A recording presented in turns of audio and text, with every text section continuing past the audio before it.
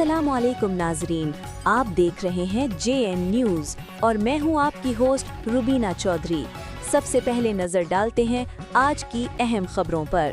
शामिल करते हैं Karachi bureau chief Ashraf Ali Khokhar, IG Sindh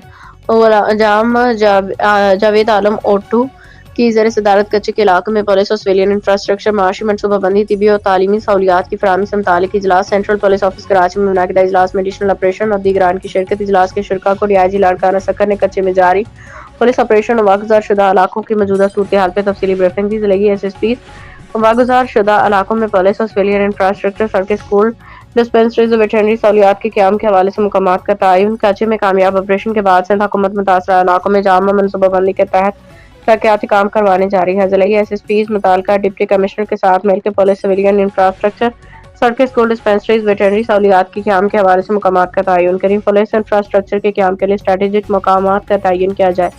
मरूफ तिबी तालीमी फलाई इदारे कच्चे के इलाके में मुफ्त तबी सहूलियात फराहम करने के लिए राब्ते में हैं।